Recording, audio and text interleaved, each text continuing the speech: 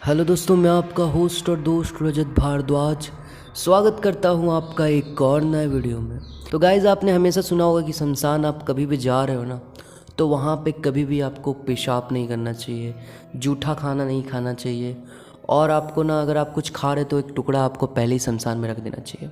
हमेशा आपके माँ बाप ना शमशान जाने से आपको बहुत रोकते होंगे। आपको कहते होंगे कि दोपहर में कहीं मत जा, रात में मत जा, वहाँ पे भूत है, पिशाच है, वहाँ जाने से हमेशा रोका जाता है। एक डर रहता है कि शमशान में नहीं जाना चाहिए। लेकिन माना जाता है कि जो सबसे पवित्र जगह है ना, वो शमशान घाट ही होता है। शमशान घाट को सबसे पवित्र जगह माना जाता है क्योंकि वहाँ पे आदमियों की चिता जाती है और वहाँ मुक्ति प्राप्त होती है। मरे हुए लोगों को वहाँ पे मोक्ष मिलता है, इसलिए उसे सबसे पवित्र जगह मानी जाती है। इसलिए वहाँ पे कभी भी अपवित्र चीज़ें नहीं करनी चाहिए। आपको कभी भी वहाँ जूठा नहीं फेंकना चाहिए, वहाँ पेशाब नहीं करना चाहिए, क्योंकि वो पवित्र जगह है, वो मंदिर की तरह पवित्र है। आप मंदिर में तो कभी ये सब नहीं करते ना, इसी तरह से शमशान में भी नहीं करना चाहिए। अगर आप करते हो तो आपके साथ बहुत गलत हो सकता है। इस कहानी में भी कुछ ऐसा ही है। क्या हुआ इस कहानी में, ये आपको जानने के लिए वीडियो के एंड तक बने रहना होगा। तो पहले चैनल का इंट्रो, फिर आते कहानी पर। बने रहिएगा, बहुत इंटरेस्टिंग कहानी होने वाली है।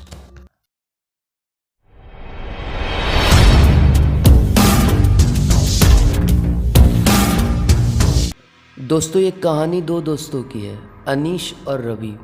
दोनों बहुत अच्छे दोस्त हैं। दोनों एक साथ हमेशा रहते हैं और दोनों मिल कर ना एक दूसरे का काम करते हैं। तो रवि को आज ना जंगल से जाके लकड़ी लेके आनी थी। तो अनीश ने बोला कि चलो मैं भी चलता हूँ यार, दोनों एक साथ जाएंगे तो जल्दी लकड़ी ले आएंगे और उसके बाद खेलेंगे। तो ये दोनों चले गए लकड़ी लेने जंगल। लकड़ी काटते काटते ना इन्हें एक बैर का पेड़ दिखा। तो इन लोगों ने सोचा चलो बैर भी तोड़ लेते हैं, लगे हाथ। और बैर पके पके बैर थे, तो बहुत मन था इन्हें बैर खाने का। लेकिन जो बैर का पेड़ था ना, वो जहाँ पे था वहाँ पे शमशान घाट था। तो रवि ने कहा कि यार अभी हमें नहीं जाना चाहिए यहाँ पे, क्योंकि ये शमशान घाट है और अभी भाई दोपहर का टाइम हो रहा है। दोपहर के टाइम में शमशान घाट तरफ नहीं जाना चाहिए। तो अनीश बोलता है तू डर रहा है मुझे तो लगा तू मेरा दोस्त है और तू नहीं डरता है, लेकिन तू ये सब चीज़ों से डरता है। तो भाई डरने की बात नहीं है, लेकिन घर वाले बोलते हैं कि दोपहर और रात में शमशान घाट नहीं जाना चाहिए। बोलता है अरे वो ऐसे ही बोलते हैं, चल ना तोड़ लेते हैं, इतना दूर हम लोग जंगल में आए हैं, रोज़ रोज़ थोड़ी आते हैं। और देख कितने पके पके बैर हैं, हम लोग नहीं तोड़ेंगे तो कोई और तोड़ के ले जाएगा।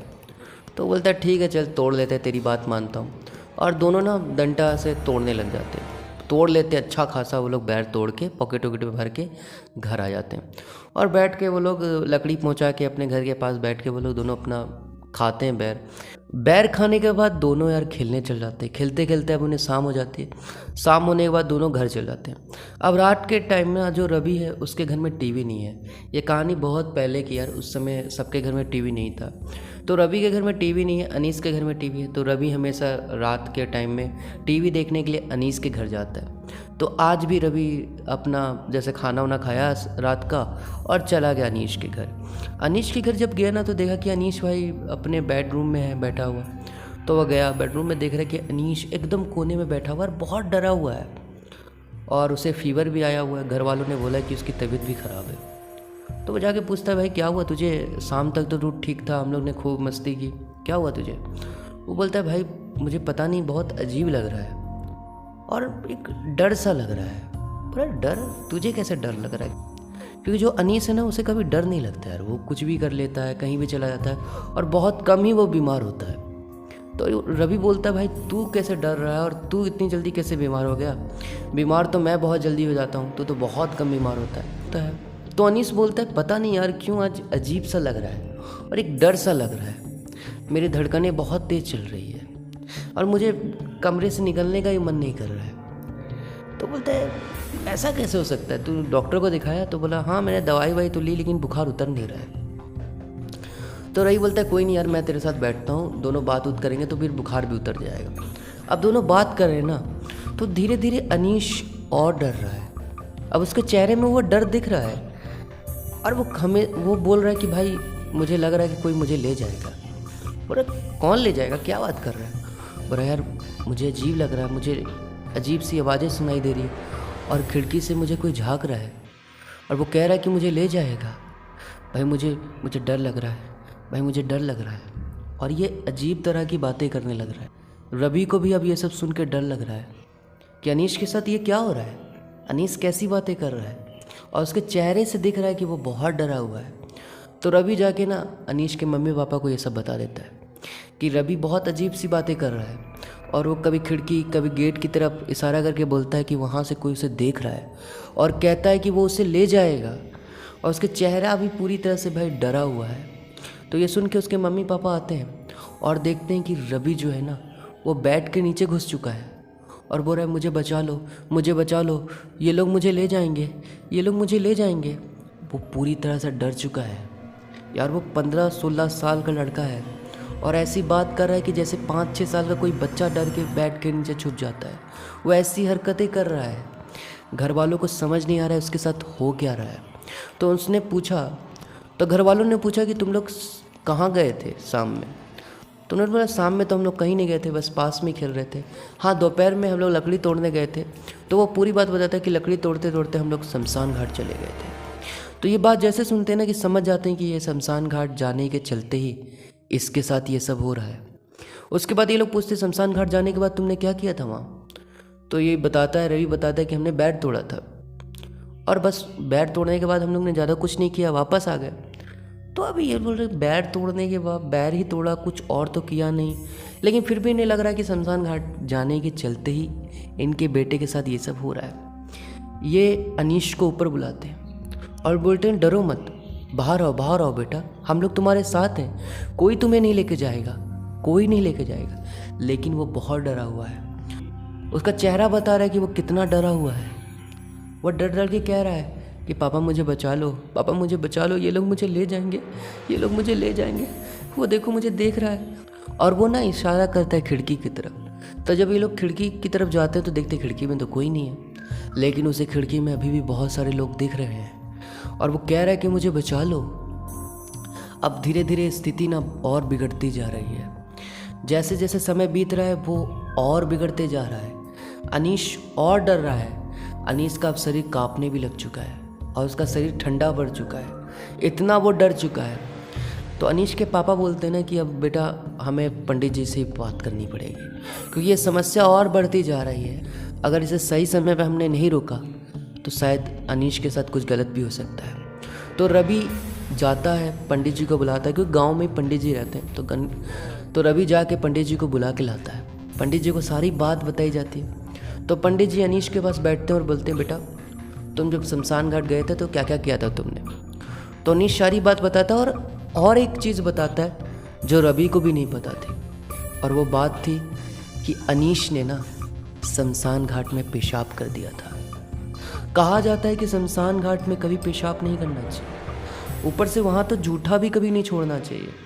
अगर आप कुछ खा भी रहे हो ना तो पहले कोई टुकड़ा खाने से पहले एक टुकड़ा वहाँ पे भोग की तरह लगा दो, और कभी भी वहाँ झूठा मत फेंकना।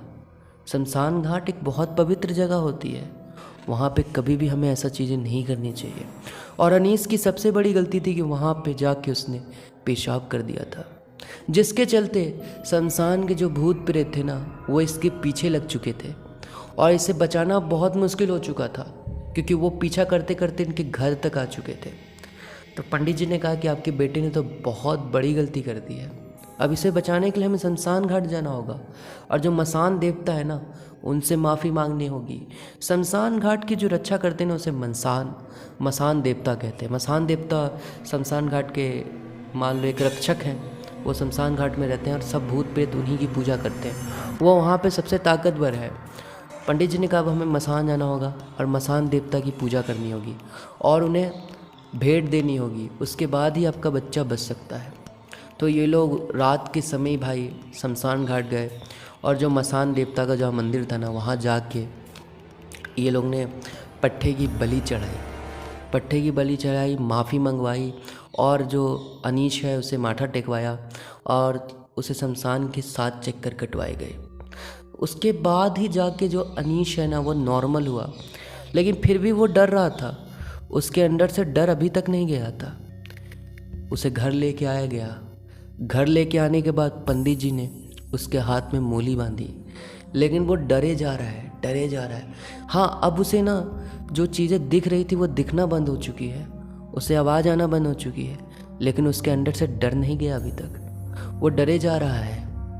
तो अनीश के मम्मी पापा बोलते हैं पंडित जी को कि आप कुछ करिए, हमारा बच्चा तो ठीक ही नहीं हो रहा है, ये डरे जा रहा है, इसका शरीर ठंडा पे ठंडा पड़े जा रहा है, अगर ऐसा ही रहा तो ये बहुत ज़्यादा बीमार हो सकता है।